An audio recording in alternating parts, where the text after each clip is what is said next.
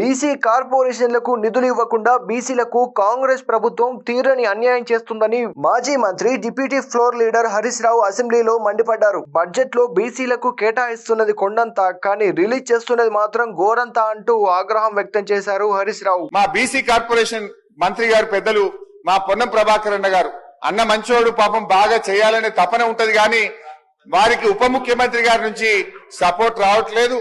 నేను పొన్నమన్నను డెఫినెట్లీ మా అన్న ఇంకా కష్టపడి మంచి పేరు తెచ్చుకోవాలి. మొదటిసారి మంత్రి అయిండు. మా జిల్లా, మా సిద్దిపేట జిల్లా వారంటే మాకు ఎంతో గౌరవం అధ్యక్ష. కానీ నా బాధ ఏంటంటే అధ్యక్ష, బీసీ కార్పొరేషన్ కి ప్రభుత్వం 1370 కోట్లు పెట్టి కేవలం 6 కోట్ల రూపాయలు మాత్రమే రిలీజ్ చేశారు. ఎంబీసీ కార్పొరేషన్ కు 801 కోట్ల రూపాయలు పెట్టి 99 లక్షలు మాత్రమే క్లియర్ చేశారు. రజక ఫెడరేషన్ కు 386 కోట్లు పెట్టి 1 కోటి రూపాయలే ఇచ్చారు. నాయి బ్రాహ్మణ కార్పొరేషన్ కు 280 కోట్లు పెట్టి 30 లక్షలు మాత్రమే రిలీజ్ చేశారు. గీత కార్మికులకు 187 కోట్లు పెట్టి 52 కోట్లు రిలీజ్ చేశారు.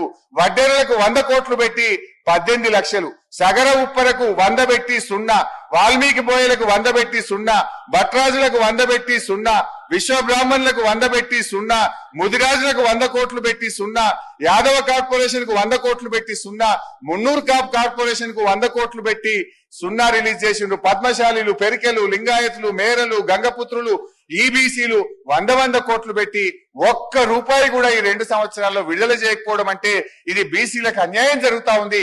దయచేసి మా పొన్నమన్న ఫైనాన్స్ మినిస్టర్ గారితో మాట్లాడి నిధులు తెప్పించి ఈ కార్పొరేషన్లకు ఈ సంవత్సరమైన డబ్బులు విడుదల చేయాలి.